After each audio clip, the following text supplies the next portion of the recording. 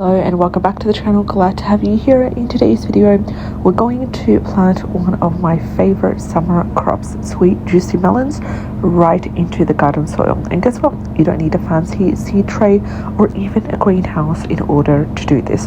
I'll show you exactly how we prep the soil, sow the seeds and boost germination naturally. So stick around until the end, because I'll also share the one mistake that ruined my melon crop last year so you don't make it too. Now, first of all, choosing the right spot is really important, because melons love three things: the sun, the warmth and the space. So you need to choose a spot that gets at least 6 to 8 hours of sunlight, as well as some airflow, in order to prevent mildew, as well as the soil needs to be loose. It needs to be a well-draining garden soil. So if your spot gets too much shade, you'll get vines, you'll get flowers, but you will absolutely not get any fruit. So I need you to go ahead and choose the sun first as your priority. Now, this place that we chose to plant in is exposed totally to the sun. It gets full sunlight, and there's also really good, loose, well drained garden soil as well. Also, preparing the soil is really important, so we started off by loosening the top 30 centimeters of the soil with a garden fork. Then my husband went in and mixed aged compost. If you don't have aged compost, you can also use worm castings. And also, as an option, in order to boost the calcium in the soil, you can go ahead and add crushed eggshells or oyster shells, as well as a handful of slow released organic fertilizer.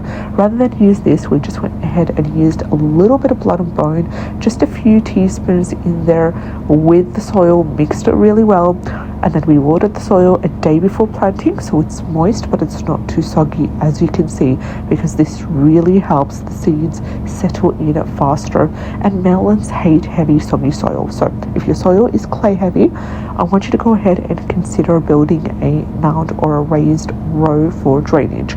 Now let's talk about the important part, which is planting the melon seed, and this is the fun part. So you go ahead and make small mounds for about 1 foot apart, and in each mound you plant around 2 to 3 seeds, spaced a few centimeters apart.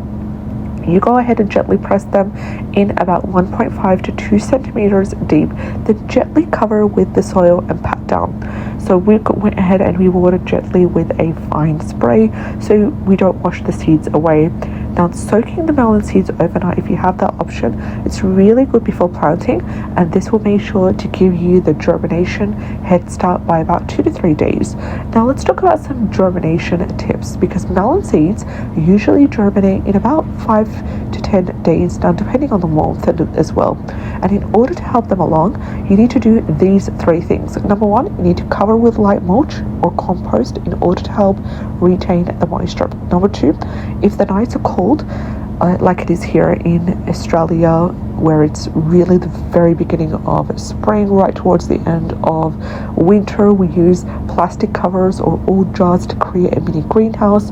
And thirdly, you can go ahead and sprinkle either cinnamon or neem powder to the soil to keep the ants and the bugs away, but make sure you don't overwater it at this stage. I want you to keep the soil moist but not too wet. Now, with that being said, let's talk about some aftercare tips, as well as some thinning strategies you can adopt. Now, once the seedlings start to grow the second set of leaves, this is what we do. We do 3 steps. Step 1 is to thin each mound to 1 strong seedling, as in go ahead, cut the weak ones at soil level. Second thing, we go ahead and mulch around the base with dry grass or straw. We've got some left over from keeping the chickens and keeping the rabbits as well, so we always use these. And lastly, number 3, step 3, is to water every 2 to 3 days deeply, because what that does is it avoids wetting leaves in order to prevent disease. And last year we did not thin the plants early, and they competed for space, unfortunately, so the fruit stayed really small. Now I'm going to insert some footage here from last year if I can remember in the editing process. Now, this is what I learned the hard way. I always thin by week 2. I might make sure to thin the seedlings. Now let's talk about pollination and flowering, because it's also really important, and you want to do that around 4 to 6 weeks in. The vines will start to flower, and you will see two things. You'll see a male flower first, because they bloom and then they fall, and then you'll also see female flowers coming up next, because they have a small bulb behind them, and this turns into fruit. So I want you to go ahead and encourage pollination by attracting bees, like as in including basil, marigolds, wildflowers nearby. This will really help to attract the bees. Or if you are unable to do so because of space or because of any other reason, you can hand pollinate using a small brush if the bees are rare in your garden. So I don't want you to panic if early flowers drop. That's completely normal. These are the male flowers because they bloom and they fall quite quickly. So let's talk about what you need to do in order to get bigger melons, in order to grow big sweet fruit. This is what you need to do. 4 things. Number 1, you need to direct the vines along the bed, not tangled. Number 2, you need to keep only 2 to 3 fruits per vine for the best size. Number 3, I would go ahead and I would add wood ash or banana peel tea at flowering stage. This really helps to give a potassium boost, and I've talked about my banana peel tea recipe that I will link in the description box below. It's completely awesome, and we always use it for any sort of plant that needs a potassium boost during the flowering stage. And lastly, number 4 is to water consistently, because uneven watering will always lead to cracked fruit.